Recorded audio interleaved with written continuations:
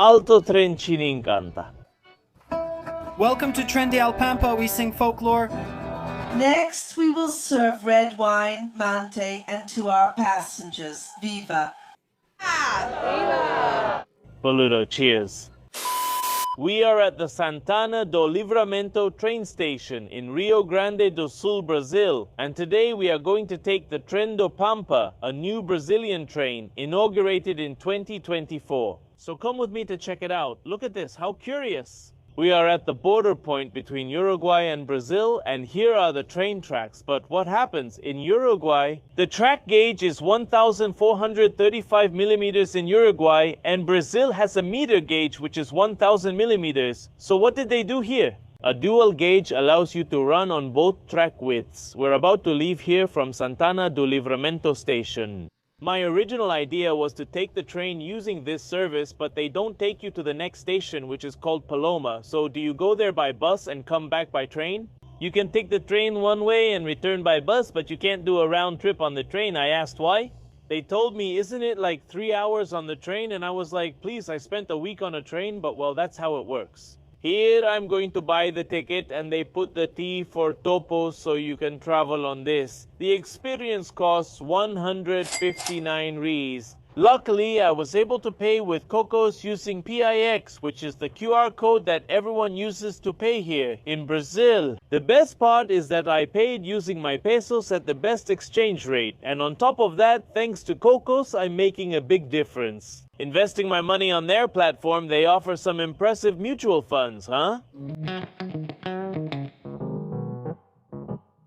We've arrived here at El Viñedo Almaden. What does this have to do with the train that leaves here from Santana do Livramento? Here's the thing. This train is called Tren do Pampa, or the Train of the Pampas, named after the Pampas region. On the Brazilian side, where gauchos, called gaulos, also live, we're right on the 31st parallel. It has a characteristic in its soil that allows grapes to grow very well.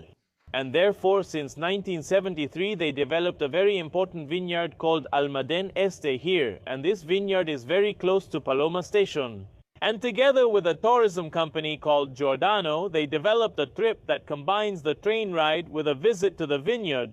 We'll taste some wines here, then return to the train for a show. We're going to do a tasting. 3 glasses, a white wine, a red, and a sparkling Moscatel Rosé. If you have any questions, please feel free to ask. They showed us a video about the place's history. It's a winery that opened in 1973 with capital from California, United States. And they told us that the wine is vegan, and you might ask me, Topo, what makes a wine vegan or not? That's exactly what I asked. Seriously? It's fermented grape, but some clarifiers, for example, can come from egg whites, so that wouldn't make it vegan. That's a fact the guide just shared with us. These are the largest vineyards in Brazil. They can produce up to millions of liters of wine per year. We came for a train ride and found ourselves at Brazil's largest vineyard. They served us wine to taste. Interestingly, this glass looks like glass, but is actually plastic. Let's try it and see how the wine is. Thank you. Oh, like Papa, huh? This calls for the famous, and why not also well-regarded phrase, I came looking for copper and ended up finding gold. We tried 3 kinds of wine and I said, dude, do they take you there to the shop? Such a consumer. Hey, I just bought a box of sparkling wine, but dude, each wine was 26 Rs. I mean, dude, I came to catch a train and ended up buying a box of wine. Damn it. Now the moment everyone has been waiting for. We're going to take a Pampa train, the train of the Pampas. At Paloma Station, 20 kilometers from the Livramento. It's supposed to take about an hour and 20 minutes to travel this distance. Volcrona 29. 20 kilometers away. Thanks, Boludo Alto Trenchin. I love it. It's really modern. It has the style of the solar train from Jujuy, but this one is diesel. We have a comfortable seat here, maybe for relaxing with caviar and wine. Oh, it doesn't recline after all. Never mind. Everything with big windows there to observe the landscape. What's interesting is that the cars are named after grape varieties, in this case the Cabernet car, and there's traditional gaucha music from this area playing in the background. And here they have a menu. They sell you like a snack bar just for reference. For example, a Coca-Cola. It's 8 Rs. Hello, ladies and gentlemen. Good afternoon. Welcome to the Pampa train. We are departing from the Palomas train station, which is a district here in Santana do Livramento, and now I wish you all a good trip. The railroad started operating in Brasilia in 1857, and even the Central Southern Railroad, which is the one we're traveling on, started operating in 1874. In Santana do Livramento, the tracks didn't arrive until 1910. And in 1912, the binational crossing with Uruguay was established, where the Vitrocha line is located. And this car is a vault trailer from the Marco Polo Company, made in Brazil. National industry. It can go up to 80 kilometers per hour, but on this route, we're traveling at 18 kilometers per hour. We have a little nap to take. Supposedly, they're going to give us a new tasting, but with what we've already had, it's time for a nap. And with the voice of the presenter of this car, who speaks so relaxed, you just end up like this. We can spot the old Church of the Immaculate Heart of Mary, which still preserves this old masonry structure, but it was originally built in wood. And on Sundays, masses are held for the local residents. The guide just told us that here on the left we have the famous, and why not, highly praised Paloma Hill, which gives its name to this town, man. They give you a new tasting on the way back. We're going to repeat the same 3 wines, and to finish, grape juice. Hey now. This train belonged to the state of Rio Grande do Sul until 1955, then it belonged to the federal state of Brazil. And in 1996 the tracks were privatized. And now it belongs to America Latina Logistica, a rather shady company that managed the Urquiza in Argentina. And MMA. Eu quero andar nas coxilhas, sentindo as flechinhas das ervas do chão. Fazer versos cantando as belezas desta natureza sem par. E mostrar para quem quiser ver lugar para viver sem chorar. Wasn't this trip supposed to be free from what everyone was most looking forward to? Yes, ladies and gentlemen, to see the bathroom of this very modern tourist train. Wow, that's something, huh? It's well set up, but we'll see if that holds true. Let's check for soap.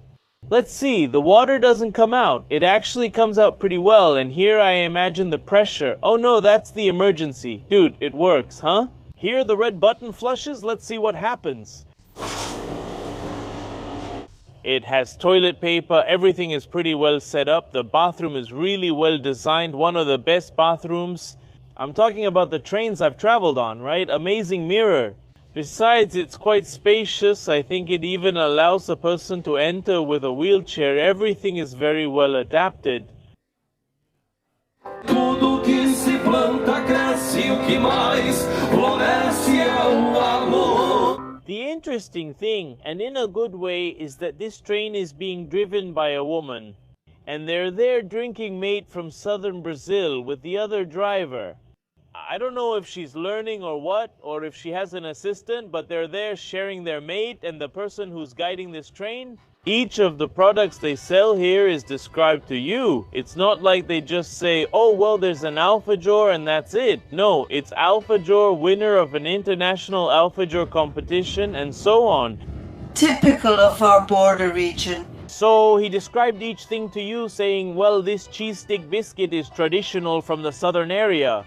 They sell to you, yes, but they convince you they're amazing. I'm telling you, it's very well put together, because in the logic of tourism, even though you might say, ugh, tourism is a pain, they really know how to handle it. We're used to a different type of tourism, the kind I'm familiar with. The tourist guides in Argentina, in China, they're terrible. As much as I love China, their tour guides are bad. But here, the Brazilians handle tourism really well, and everything is very well organized. I mean, there's not a single boring moment. It's all very well designed. The people who came to sing were pleasant. 3 songs, he sounded good, the train is well designed. They'll say, hey Topo, the agency bought you out. But that's not true. This just happened to me. I asked them for an exchange, but before I saw their response this morning, I paid for the ticket. But even if I had gotten an exchange, I'm honest, I don't like it when people say, oh, he got an exchange. So it doesn't mean I won't criticize, because I do have criticisms about the service.